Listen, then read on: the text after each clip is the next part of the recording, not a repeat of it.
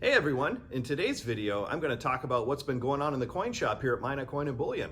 Traffic has been quite steady. There's been a lot of buyers, quite a few sellers as well. We're going to talk about market trends, where gold and silver are, where we see them going this summer, heading into what's going to be a very tumultuous and volatile election season. And we're also going to be talking about new gold and silver that we have in the shop, and we'll talk about some upcoming flash sales as well. So you'll want to stick around for this video. It's a good one.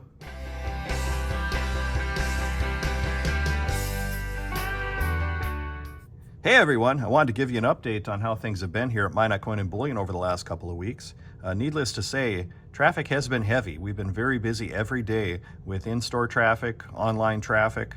So I think that's good news for the hobby. There's still a lot of interest. There's still a lot of people buying, which typically this time of year is the slowest time of the year for coin shops in general. Not maybe every coin shop, but typically mid-June through the 4th of July holiday spells the slowest 2 to 3 weeks of the year typically. And I've seen that phenomenon year over year in my shop as well. So this year I specifically worked hard to offer some great deals in terms of flash sales and some good pricing for in-shop customers here as well in order to keep traffic up. And it worked. Quite frankly, we've been very busy. So no rest for me. But long story short, buyers are well outnumbering sellers. I know that's not true in all parts of the country. In fact, Silver Seeker and I filmed a video that you're going to see, well, sometime after this. I'm not sure when it's going to come out, but basically talking about coin shop traffic and how geographics plays a part in it. Our economy here in North Dakota remains quite strong, maybe a little stronger than other parts of the country, although there are people hurting as well. We do have a fair number of people bringing in gold and silver to sell out of hardship, which is tough to see and unfortunate to see, but that's the reality of the world we live in right now. So what have people been buying? Well, the 4 biggest sellers in my shop are these right here, and I'll go over them one by one. We've seen this really for the last couple of months. There's been a few exceptions in the top 4 maybe, but silver rounds. Now these are considered secondary and I'm touching them, but these are going to be not just secondary silver rounds, but uncirculated ones as well. But these typically are the lowest premium silver in a pure silver piece, 3 nines at least, that you can buy. Although there are cheaper premium silver products, this is the cheapest 3 nines pure silver is to buy privately minted silver rounds. So these remain very, very popular, especially to the fact that I put uncirculated ones, uncirculated buffalo rounds on flash sale just a couple of days ago at 99 cents over spot. So this is a good cheap way to stack 3 nines pure silver bullion. And just to give you an idea, these impaired ones that I have right here, these are going to be in an upcoming flash sale here sometime later this month. So be sure to watch out for that.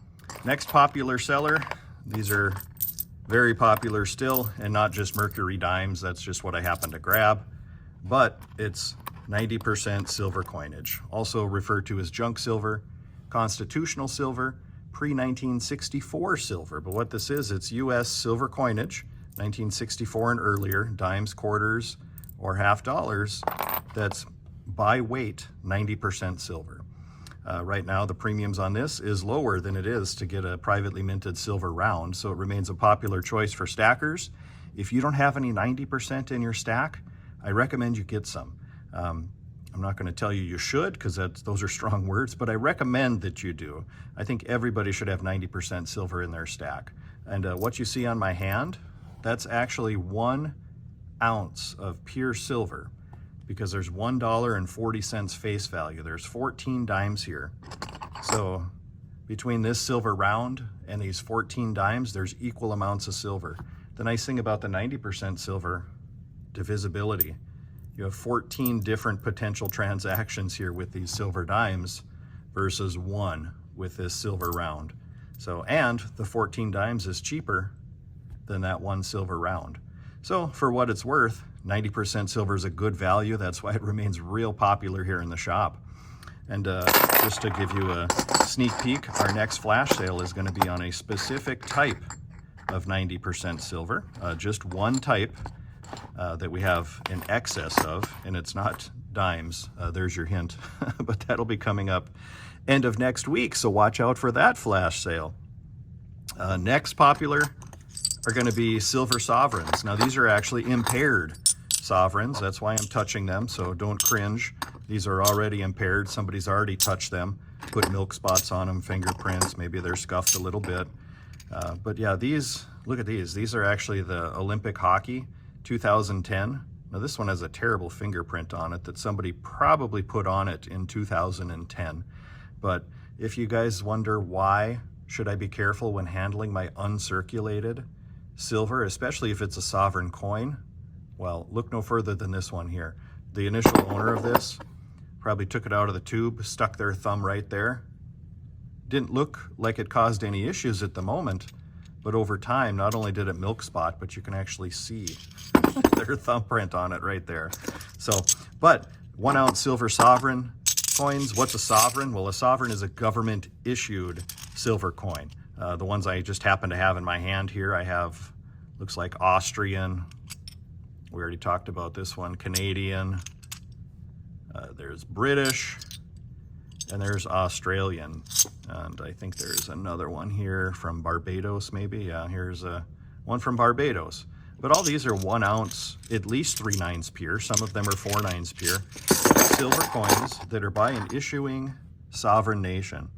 So some people prefer to buy these because they're more recognizable, maybe, than a silver round. If you're trying to barter with somebody at some point, you know, you could take a picture of this on eBay and it'll pull up what they're selling for. This one might be a little tougher because this Texas precious metals silver round might not be on eBay. So just in terms of recognizability, it's always nice to have some government issued silver as well. And if you can, I think impaired is a very economical way to go because you're going to pay at least $1 less in my shop for these impaired ones versus brilliant uncirculated ones that'll come fresh from the mint. It's still the same amount of silver. You can actually touch it, play with it, and not have to worry about affecting the value because somebody else has already done that. It's kind of like buying a used car. It's still a car. It's still going to get you from point A to point B, but somebody else has done the depreciating for you already. So, but yeah, that's another popular option as well. And quite honestly, we're getting quite a large amount of these in inventory. So they're going to be an upcoming flash sale as well. And then next most popular in the top 4 for sure, and not just 10 ounce, but privately minted bars in general. 1 ounce, 5 ounce, 10 ounce are by far the most popular. For whatever reason, over the last several months, 100 ounce bars and kilo, which is 32.15 troy ounce silver bars, don't sell. They are lower premium. Obviously, the bigger the bar you get, the lower the premium. And of anything I've showed you here, 100 ounce bars and kilo bars have the lowest premium, but they're not selling. It's strange. There was a period less than a year ago where I sold over 120 100 ounce bars in 1 month. Last month I sold 2. So that just kind of shows you how the trends have shifted. A lot of people are looking at, you know, moving into smaller sized silver. Having said that, the 10 ounce silver bar still remains very popular. It's probably about the biggest size that I sell in quantity. Right now anyway, but 10 ounce bars are always a popular size for stackers because you're going to have low premium and not such a big size, so it's difficult to sell.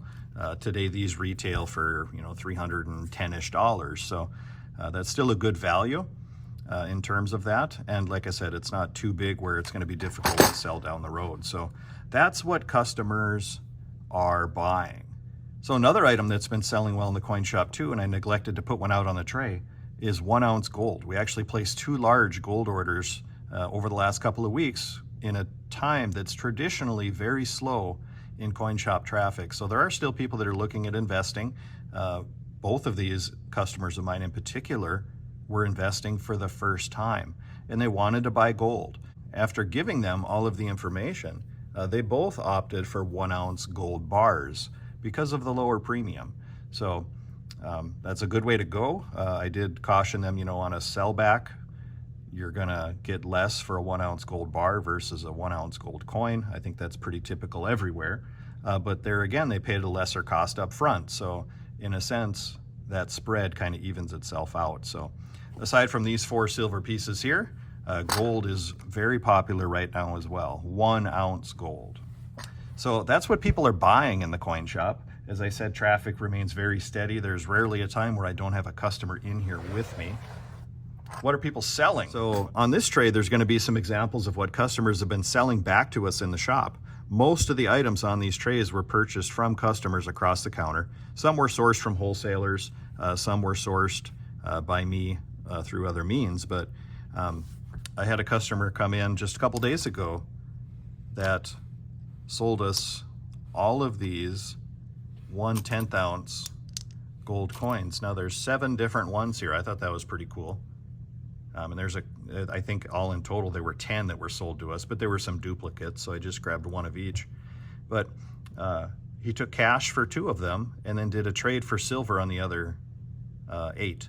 So there are people that are not just coming in to sell, but there's people that are coming in to trade as well. And in this instance, this individual traded gold for silver, which I think right now still is a good trade. I wouldn't do a trade the other way quite yet, but that's just me personally. If you don't know what I'm talking about, we're talking about gold to silver ratios and why you should pay attention to those. In fact, I'll put a link to that video that I've put out talking about that in the video description. But these are all available here at Minot Coin Bullion. Very cool. As I said, 7 different 1/10 ounce gold pieces that all came in across the shop. As you can see scattered on the tray, we have 90% silver. Almost every day we're buying 90% silver coinage across the counter from individuals. Almost every collection or hoard or accumulation has some 90% silver coinage. So it's always a popular thing that gets sold back, at least in my area, to my shop. Had somebody in the other day, had this nice 1901 S $10 gold piece. You know, you never know what's going to walk in. This is actually a 123-year-old gold coin in pretty good shape for its age. And as I told the customers they were selling it, this was the same as a $10 bill. People literally, if you could afford to, carried these around in their pockets and used them in commerce back in 1901. Now this is, you know, near a $1,300 coin. Back in 1901, it was 10 bucks. What else do we have? We have some different Canadian. I bought these from an individual, 1.5 ounce and 1.25 ounce Canadian silver coins. Got quite a few of these on hand. And I always find these cool. These different Australian year of the insert animal name here coins. So this is a 1/2 ounce Australian year of the pig. And then we got a 1 ounce Australian year of the goat. We have a 1/2 ounce Australian year of the monkey. So those are kind of cool if you like animals and animals on coins. In fact, that's a video I'm going to do in the future, is animals on coins. You'd be surprised how many there are, believe me. But yeah, these are just very cool because they're lower mintage. They're almost a reverse proof design. And as I said, if you like animals, they're kind of sought after. From another dealer who comes in here occasionally and sells to me, I bought some certified silver dollars. Several, actually, probably 10 or 12. So people are selling back silver dollars as well. And this was interesting. I should have grabbed more of these, but I had a customer come in last week with 5 gold backs and 10 gold backs. Now I just grabbed the 5 for the video, but he was wondering what he could get in trade for the 5 and 10 gold backs. Well, basically I took these as currency and sold him silver. We agreed on a price on what the gold backs are worth, which was well above their gold value, more than double. And he walked out with silver, and I ended up having some more gold backs of different denominations in inventory.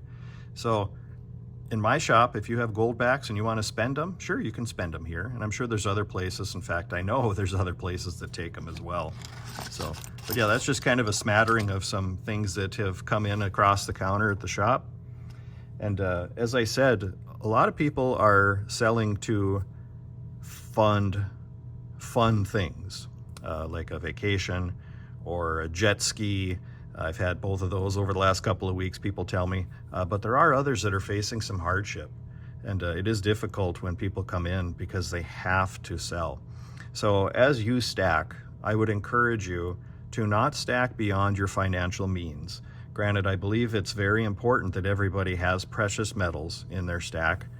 And if, as I said, if you don't have 90% silver, it's not a bad time to pick it up because premiums are still very low. In fact, why don't you drop down in the comments if you own 90% silver, or if that's something you would never consider stacking because it's not pure. I'm curious to know because people are kind of on the fence, some, and others are either on one side clearly or the other on whether or not they stack 90% silver. But for me, I think it's a necessity in any stack. But getting back to it, there are people that are selling out of need, out of hardship, which is very difficult to see. So getting back to my point, be very careful not to stack beyond your means. You still should stack cash. I know that sounds goofy, especially in a time where distrust of banks is probably at an all-time high. Inflation is, rampant. Our dollar truly every day is becoming worth less and less. But in today's world, we do still need the dollar. I don't know how much longer that's going to last, but make sure you save dollars as well, because nothing's worse than putting all of your currency into other things, including gold and silver, and then needing currency for hardship to pay a bill, a grocery bill, a light bill, something that you need to survive, and then you have to liquidate your gold or silver at an inopportune time where you might lose money. So it's always important to keep that cash reserves on hand. Whether or not you put it in a bank, that's totally up to you. But banks do still have a use in today's world, although I use the bank much less than I used to. I don't like the bank holding my cash, so I do my best to put my cash into other things that I can move around. But anyway, long story short, be careful. Don't invest beyond your means because no one wants to see you get in a situation where you have to sell at a loss. And unfortunately, far too often, I see that happen in the coin shop, and it's difficult. I mean, I really feel for the people that are in those situations. So I'm just glad I'm here to help them out because, I'm an aggressive buyer because I have customers that are always buying from me. So, I'm aggressive and I'll pay you well. So, but you don't want to put yourself in that situation. So take it for what it's worth. One last thing we'll touch on is the gold and silver markets. Gold and silver have remained quite steady. Silver's been trading within a $2.50 range, which is a fairly big range, honestly, but it's really held steady over the last couple of weeks here between high 28s and high 29s per ounce. Gold really hasn't moved much at all. Boy, it's been, around 23.30. It's been as low as 22.90 and maybe as high as 23.50, but they've just been kind of bouncing around in an area with not a lot of volatility. So that's been a good opportunity for everyone really to continue to stack without having to worry about huge price fluctuations. If you go back a month, that's when we had huge price fluctuations. We had silver down $2 in one day, up $1 another day, gold moving $50. But for whatever reason, metals are not real volatile right now. And I think part of it has to do with the time of year that we're in. And trading does slow during these times of year. Anyway, I hope you enjoyed this video. If you're still with me, comment it down below. As I always say, comments do help videos like this get into the YouTube algorithm, which gets the info out to more people. And I think a lot of people would be curious to know what is selling in coin shops and what are people selling to coin shops. So, but yeah, drop a comment down below. Let us know if you enjoyed the video. And until next time, you all take care. Have a great day.